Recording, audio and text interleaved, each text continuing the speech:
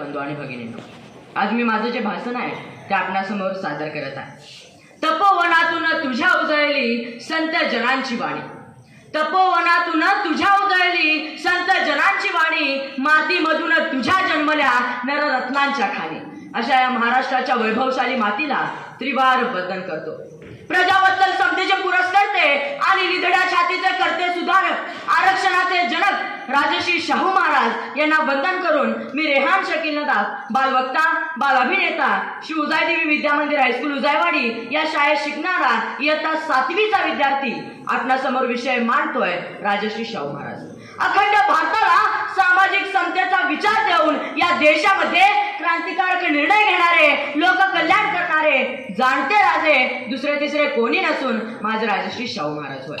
राजश्री शाहू महाराजांनी या देशामध्ये सामाजिक समतेची बीज रोवली आणि या सामाजिक समतेतूनच खऱ्या अर्थाने या देशामध्ये क्रांती होऊ लागली.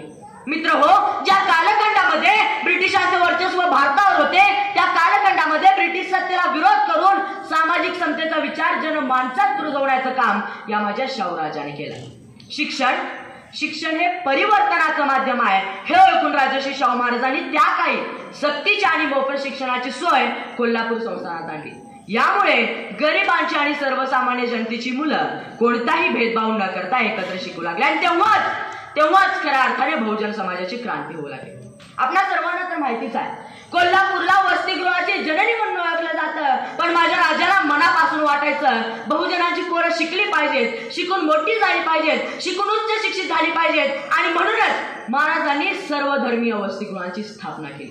यातून अनेक हिरे शिकून बाहेर पडले आणि त्यातीलच एक हिरा म्हणजे संपूर्ण महाराष्ट्रभर रयत शिक्षण संस्था स्थापन करणारे कर्मवीर भाऊराव पाटील. हो, आपले अण्णा हे सुद्धा महाराजांनी स्थापन केलेल्या या वसतिगृहाचेच विद्यार्थी होते. राजश्री शाहू महाराज हे विज्ञानवादी राजे होते. आपल्या समाजातील अज्ञान, अंधकार, अंधश्रद्धा ह्या नष्ट व्हाव्या म्हणून महाराजांनी कठोरातले कठोर कायदे केले. नुसते कायदेच केले नाहीत तर त्याची अंमलबजावणी सुद्धा केली. कोल्हापूरच्या सांस्कृतिक इतिहासावर नजर टाकताना आपल्याला केशवराव भोसले यासारखे नाट्य कलाकार दिसतात. रोमच्या धर्तीवर कोल्हापूरमध्ये कुस्त्यांची मैदाने निर्माण केली. माझ्या या जाणत्या राजाला माहित होतं, नुसता कुस्त्यांची मैदाने निर्माण करून उपयोग नाही आहे तर कुस्ती जिंकणाऱ्या पैलवानांच्या पोटापाण्याची सुद्धा सोय झाली पाहिजे आणि म्हणूनच महाराजांनी त्या पैलवानांना सुद्धा मदत केली. माझ्या राजाचा दृष्टिकोन हा विशाल होता. आज जगामध्ये कोल्हापूरची ओळख गलापूर म्हणून झालेली दिसते आहे. याचं सर्व श्रेय राजश्री शाहू महाराजांना जाते. माझ्या राजाचं दूरदृष्टीचं उदाहरण देताना मी असे सांगेन की कोल्हापूर ते मिरज याच्या दरम्यान जो रेल्वे मार्ग आहे ना, याचा शुभारंभ महाराजांनी केला आणि 1909 मध्ये न भूतो न भविष्यती असा स्वयंचलित दरवाजा असलेला जगातील पहिलं राजानगरी धरण महाराजांनी उभारलं. शेतीचा आणि पिण्याचा पाण्याचा प्रश्न कायमस्वरूपी मार्गी लावला. संगीत सूर्य केशवराव भोसले यांच्यावर महाराजांचा अफाट प्रेम होता. केशवराव भोसले हे एक उत्तम नट होते. त्यांच्या अभिनयामुळे समोर बसलेल्या प्रेक्षकांच्या डोळ्यात पाणी आलंच पाहिजे इतका दमदार अभिनय त्यांचा होता.